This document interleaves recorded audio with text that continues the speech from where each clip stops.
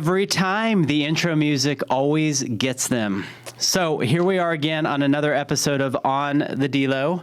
I have my good friend Michelle Clare in today. Hello, Michelle. Hello, David. I'm so happy to be here with you. I'm excited to have you. You drove all the way from Gilbert?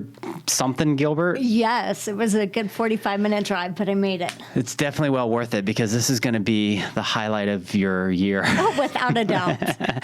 But you already know that because you're a medium. So exactly. Let's introduce you to everybody, and we know what we're going to talk about here is I think a lot of fascinating stuff that I know I'm fascinated with. So I hope everybody listening is fascinated. But you call yourself, or maybe people call you, a psychic, a medium, an angel intuitive, a spiritual coach, an energy healer. Would that be pretty? That's pretty accurate. Pretty accurate, yeah. Are they all one and the same? Are they all different? Are they all how does that work? Yeah, they're all a little bit different, but they kind of come from the same channel. So I say it's kind of like a hose, right? And the more of the water flow coming through it, the more we can water, right? The further. So the healing energy, it is part of the same channel. It's just maybe directed and guided a little bit in a different way.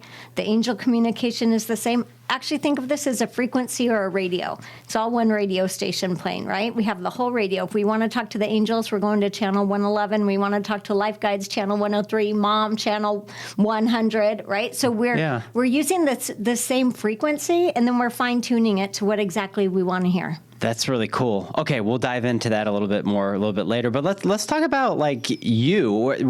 Where were you born? I was born in Tucson, Arizona. Woo, Tucson. And it's kind of funny because when you walked into the office, you recognized my sister-in-law, who is obviously the sister to my wife. And so you went to high school with both of them, right? I did. Yeah, what a trip. Yeah. And you weren't always a medium, like in high school or as a kid, or so. Why don't we talk about your near-death experience? Or you've had 3 of them? 3. Okay, let's talk about that because this story is phenomenal. Okay, yeah. So yes, I did not consider myself a medium. When I was 12, my grandpa passed, and I realized we were still communicating. And I mentioned that to my mom, and my mom just kind of looked at me and said, "Well, that's what you think Grandpa would say if he was still here." And I realized, nobody else is talking to Grandpa like this. So at that point in time, I just kind of kept it to myself. Then in April of 2000, I had my first near-death experience. I was in the hospital in Tucson. My sister-in-law had a baby. I had a seizure in the hallway. I remember opening my eyes, and I was laying in this white room. And my head was in my grandma's lap. My grandma had passed a couple of years before that. And these walls were alive, like every cell, every molecule radiating light and love. They were breathing, they were moving. And as I'm laying there looking up at my beautiful grandma, I noticed this 12-foot tall angel standing next to her. Oh, boy. And I was just almost sucked into her. She's all encompassing. And as I looked at her, I remember thinking, "What is your name?" And she answered me. Her name's Madeline, one of my guardian angels. And I was shocked. I didn't know anything about telepathic communication. I didn't know she was reading my thoughts, anything like that. I remember wanting to see her big feather wings, right? Because I'm expecting these huge feather wings.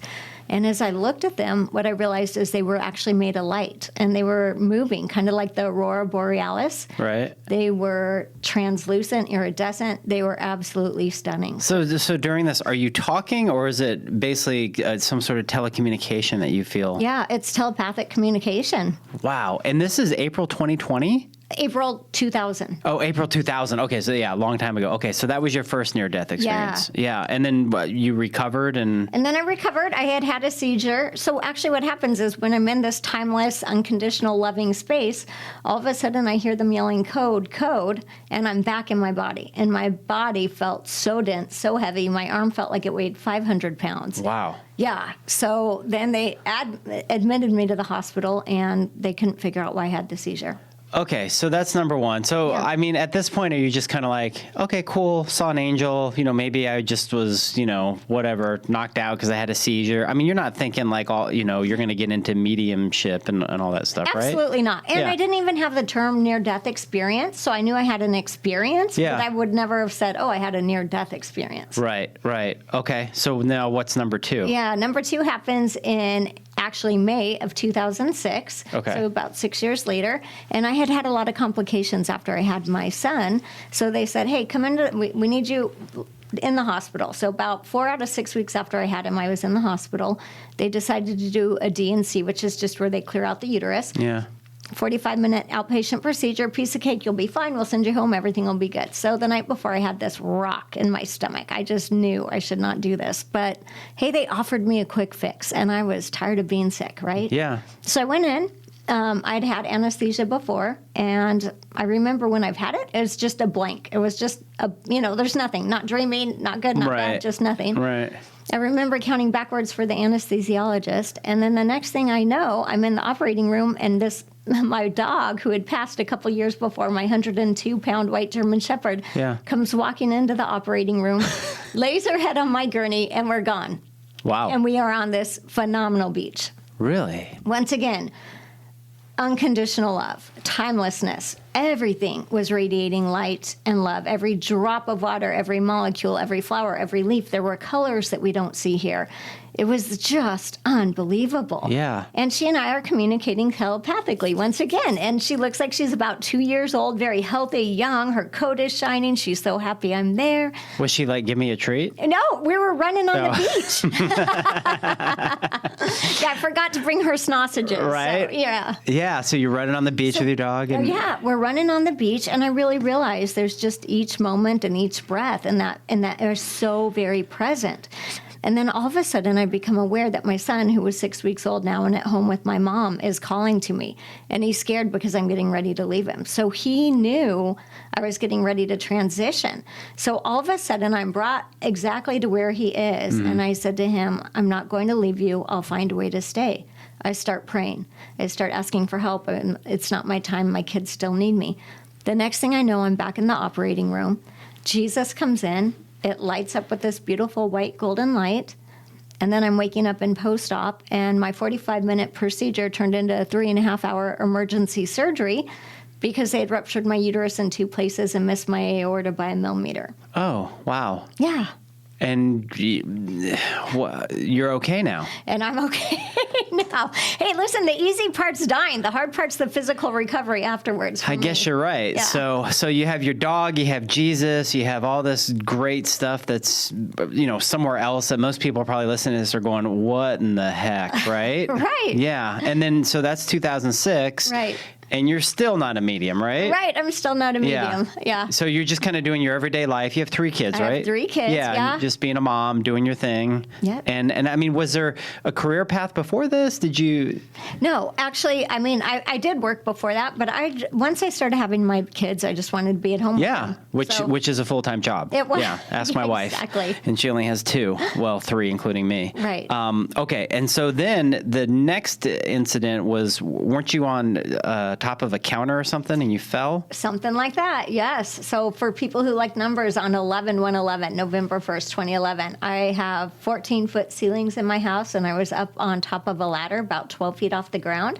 I have battery-operated candles, and these candles every night light up and glow and all of this beautiful stuff, right? Yeah. So my younger 2 kids were home, and I said to them, hey, I'm going to, replace the batteries, and then we're going to go pick up your sister. As I got to the top of the ladder, I felt it start to shift, and I literally thought, this is going to hurt. Like, I knew it was going down. And in that moment, I was ripped out of my body, not in a painful way, but in a fast way, turned around, facing my body and the ladder suspended in the air, standing with 3 people that I didn't know, an Egyptian woman, an Asian man, and a Hawaiian man. And yet I felt like I had known these people all of my life. Right. And as I was watching my body in the ladder, they said to me, what do you want to do? Do you want to stay or do you want to go? And I was trying to comprehend how I had forever to make this decision, right? Because in my mind, I'm saying my body's going to hit the floor in less than a second. They weren't rushing me. I was in this timeless space again, this blissful love. And as I was looking at my body in the ladder, I saw this beautiful angel come in. And the angel was different than the one in my first one, dressed in red and gold. And as soon as I saw this angel, I knew they were either going to take me home or make something happen so that I could stay. Right. Yeah. And so what's that feeling like? Why is that decision so tough at that point? Why do you think? Because I was actually, when you're in a place with so much love and it feels so good. And that's my point. Yeah, you're kind of like, well, I'll just go. My kids will be fine. They'll eventually be here. So why was that so tough for you at that point? Well, because actually when I saw my kids, I had this knowing, because that is what made me stay. I saw my 2 younger kids in the kitchen and I was like, oh, they still need me. Yeah. And as soon as I knew that, I made that decision, and I was downloaded with a bunch of information, which was like, hey, Michelle, okay, that's great. You can stay, but we expect you to work as a medium now. Okay, so that was the deal. Yeah, and it was really, there was more information that came through, too. They told me my marriage probably wouldn't survive it. They were right about that, too, But it was really kind of this, it's crazy because the pivotal moment in my life was when time was standing still and there were no moments. Yeah. And do you feel, based on your knowledge, moving forward and now, and talking about that subject, do you feel people can make time stand still in this dimension through, methods of meditation or other things? Yeah, I do. Yeah, that's very cool. So, okay, does somebody have it out for you? 3 near deaths? Seriously, like who is it? Has anybody listening ever had one near death, or maybe people don't even know half the time, when it does happen. So so what was the accident? What had happened? You fell from the ladder? Right. So I fell from the ladder. I hit the back of my head on the corner of my granite island. So I had a 5.5-inch skull fracture. I had a brain bleed. I lost my taste, my smell, my hearing, my equilibrium. But I survived the fall by literally 1/2 inch. I missed my brainstem by 1/2 inch, which was all it took for the angel to make the difference. And ambulance call, the whole night, like... Yep. And so here comes the good part. Ready? Yeah. It gets better. No, it really does get better. Please. So so my kids end up calling the ambulance, right? I go to the hospital. I'm there for, 10 days and come home. I've got a lot of recovery that I have to do. So the end of December 2012, my son Josh, who was 5 at the time, started feeling depressed because he had tried to call 911 and his call had not gone through. And we would say, hey, but you helped, you opened the door, the policeman came in, we were trying to build him up. We really could not get him to shift the corner on that. He was feeling down on himself. Yeah. So the end of January, my grandfather, who passed away when I was 12, came through to me in the biggest visit ever, and he literally talked to me about my accident, my head injury, my son, who has never walked the earth at the same time as him. He told me, hey, he's really good with electronics. You should get the 911 recording. There's something on there you should know. I didn't even know I could get a 911 recording. Yeah, wow. So I go down and I order it. It takes a couple of weeks to come in. And as I put it in, I hear Josh, I hear them say, 911, what's your emergency? And he says in his low, broken voice, Sophie, what do I say? And then he laid the phone down. He had called immediately. Yeah. And so close to the trauma that he had actually forgotten that he had called. Oh. So for a minute and a half, they try to get his attention. And then you hear him say, well, I'm going to go push the panic button on the house alarm. And Sophie says, hold on, let me try calling. And she calls, and her call goes through. Okay. And so they both called. They both called, yeah. And they both had help coming. So when he came home from kindergarten that day, I told him, I said, Josh, help was coming. Your call went through. And it was like I lifted this 5,000-pound weight off this little boy. Wow, that's really cool. Yeah. Wow. And all of that. So that is my first huge mediumship visit. And at that moment, I get the gravity of it. Oh, wow, this is big. This is life-changing. And it couldn't have changed someone's life that I love more. And now you have this, how do I say, this gift that that you have, and you want to utilize it for good and to help others. Absolutely. Yeah. So you recover from that. How long does it take to get out of the hospital and recover and all that? Yeah, I was home in about 10 days, but I did a lot of therapies. I'm still in cranial sacral therapy. Yeah. So, and this has been 11 years now. So Right. It's a long recovery process. It took me probably about a year to really actually feel pretty normal. Yeah. To get back to 80%, we'll say. Yeah. Right? And then, as far as the mediumship part, I was really a little bit hesitant, actually, to completely embrace that because I knew it would cause me to lose family, friends. Right. And so that was a struggle for me. Well, look, for those listening and not watching, Michelle's as normal as they get. Like you would never like be walking in a store and be like, oh, it's, it's not like it's Miss Cleo with, shit all over and, just kind of promoting all this stuff. And it's really intriguing and interesting to me because did you ever have any like analysis or perspective of what mediums were or, psychics or anything before you kind of had figured out you wanted to go into this? I was always interested in John Edwards. I don't know if you remember him. He had a show. He was the first one that I really became aware of. Yeah. But I still would have never thought that I identified as a medium. You know what I mean? Or that it was something that I was going to do.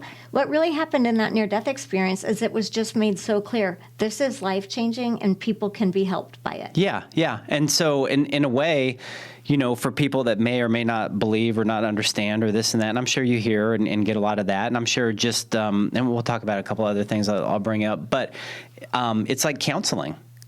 Yeah, it can feel like it at times. Right? Yeah. But the good news is I'm not the counselor. Your loved ones in spirit, your life guides, and your angels are the ones that are giving me the messages for you.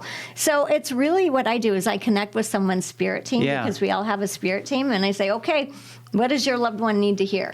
So my job is just to listen and relay the message to you. And is everybody's spirit team kind of different? Because don't people all have like different types of beliefs? And I mean, we can't really pinpoint like if somebody is wrong in their beliefs or right or this and that. There's different religions. There's different ways of looking at things. I mean, do you experience that a lot when you're downloading spirit teams? Yeah, absolutely. Because the spirit team that we choose, and I want to say we actually choose them before we incarnate into this body. When you're in spirit form, before you choose to come in and be David, you say, hey, I want you as a life guide, you as a life guide, you as an angel, and you pick your team, right? Game on, headed to planet Earth.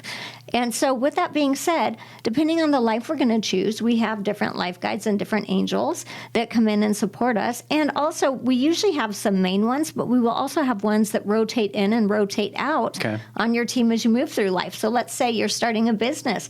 Maybe you're going to have an amazing life guide who specializes in starting businesses come in and join your team to help you get it up and running. Gotcha. And do most people that you feel that you see, do they listen to do they, not to you, but do they listen to maybe the downloads that they might be getting, but are kind of in doubt of what those downloads are? Yeah, I think a lot of times people are absolutely getting their own information. Yeah. And then they just, a lot of times they'll come to me and I'll be like, I didn't tell you anything you didn't know. I just confirmed what you already did. So you have the ability really to have those pathways open and you hear it like very clearly, like it's somebody's grandfather or grandmother going, hey, tell little Betty over here that, if you see, like you had told me, my grandfather was like, yeah, if you see a penny, out on the street, that's me thinking of him, those sorts of things. Whereas other people may not have, or have not been able to open up those pathways of communication. Right. And we all do have them. I compare it to like math. So not everyone's going to be a physicist, but people will do basic math. People will do better, and so that's kind of what it is. It's something that we can all grow. Yeah, that's really cool. So what is a meeting like with you? Like what can people expect if they come in and they say, you know what, I want to try this out. I'm not sure about it, kind of weird, kind of, out of my, but they're like, they want to give it a shot. So when they come and they see you, what can they expect? Yeah. So, well, listen, in most readings, I'll get information from angels, loved ones, life guides, and some psychic information. So normally if you come in, there's going to be a little bit of all of that comes in for you. Because this is like a radio frequency and we can guide and direct it. If you say, hey, I just want to talk to my angels about my business today, we can really hone in and tune into that. Yeah. Yeah. So it kind of depends. Are they coming in with specific intentions? I miss mom. I got to talk to mom, right? Or are they coming in very open in general? We kind of make a triangle of energy. So it's me, the sitter, and spirit. So think of it as a flow. So the more open someone is, it's okay if you're a little nervous or you're a little skeptical, but just be open-minded. Right. Like, well, let's see what happens here, right? Yeah. Then that's really when the energy flows and it takes us to an easier place of information and probably more things will come through. And you're a very open book and very good about answering questions. And, I've done a few sessions with you as well, a handful, especially on my birthday, because I feel it's like a rejuvenation of me having another year on this earth and a celebration in that sense. And I like to talk to you and see what my guides are saying. And I absolutely love it. And we record it. And it's funny, I can go back 2 years ago to the recordings of what is going to happen, and this stuff happens. I love it. What you would say, yeah, and that's really intriguing to me. Still is. That's why I think all this stuff is just so phenomenal. But one of the things that I want to do is to be able to open up my pathways. But like you said, I suck at math and I suck at playing guitar. But I guess that's why sometimes you have a guitar teacher and you have a calculator, right?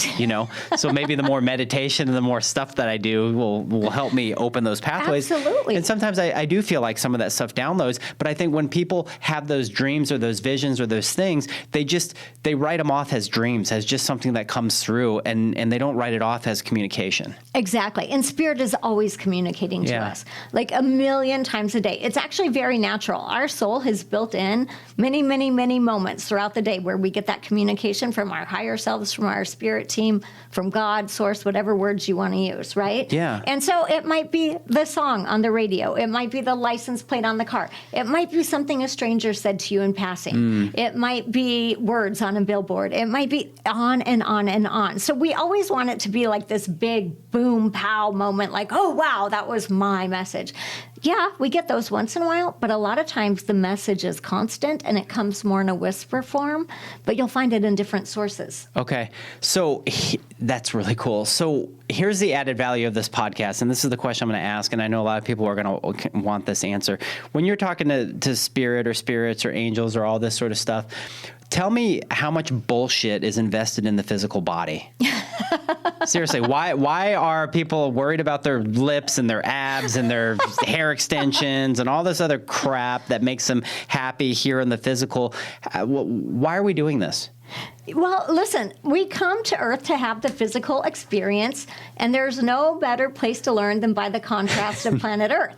We are in the leading edge school of life here, okay, throughout the universe. So, for some people it's BS, but for other people, their soul's like, hey, what's it like to have a body? Hey, I might like a little bigger lips. I might like a little bigger butt, whatever it is, right?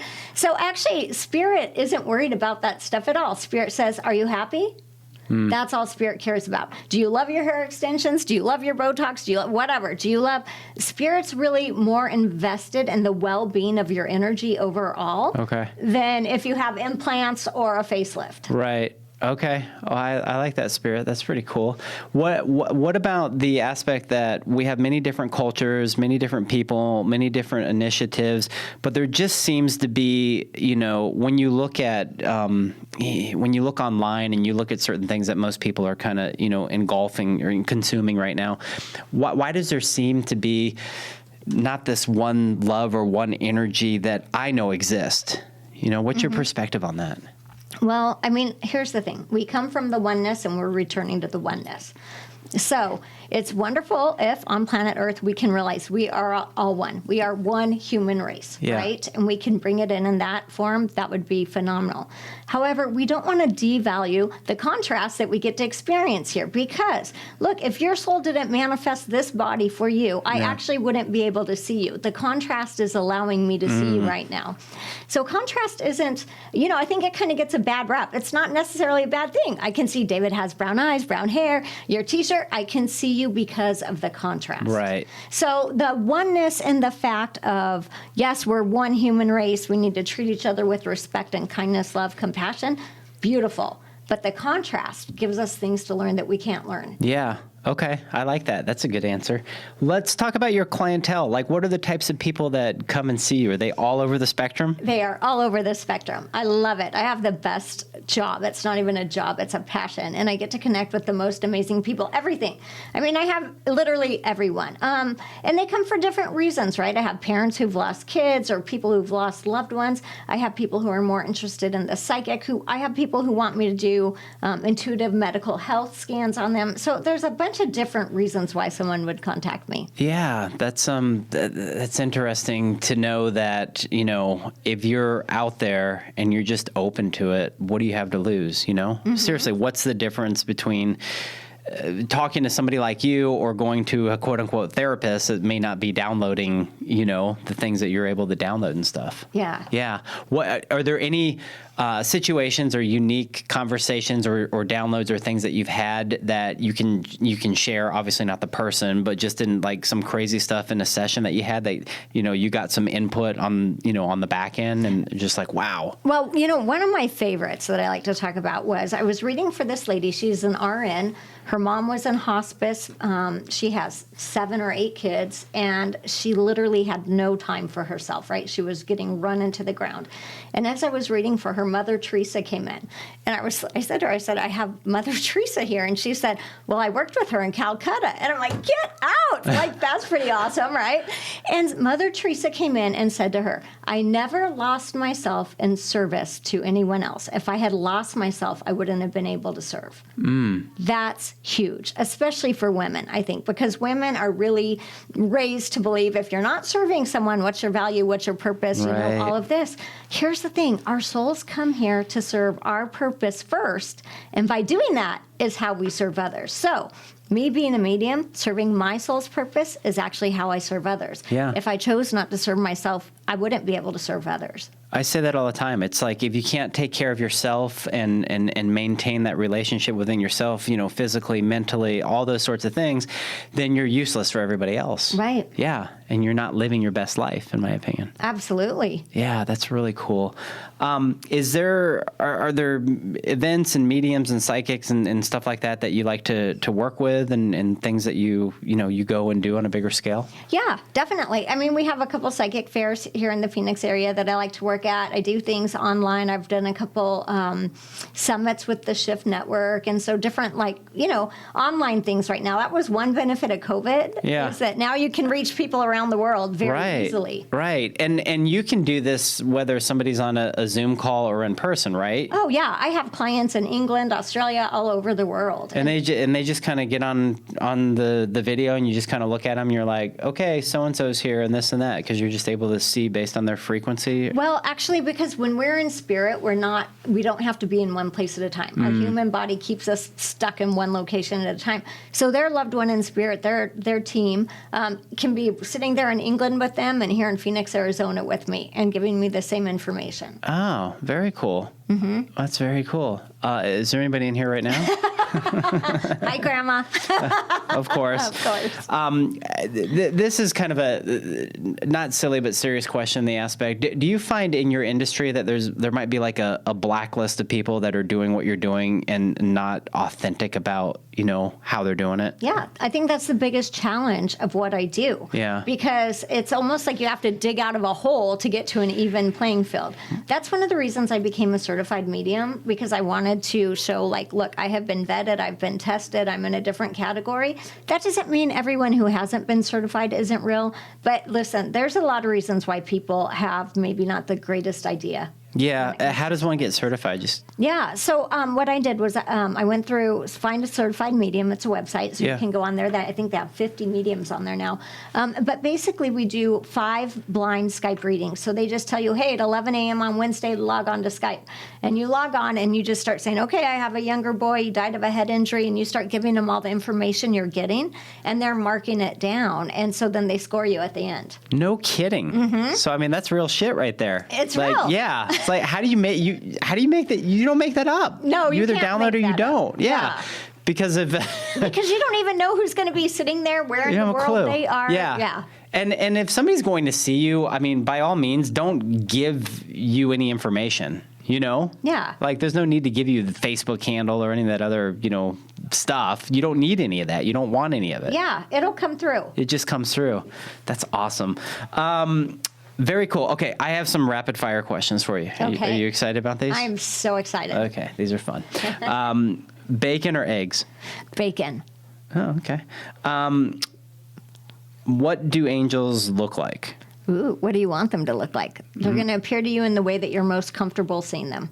Okay, excellent. I wonder, mine would look like probably my dogs. I was going to say Yoda.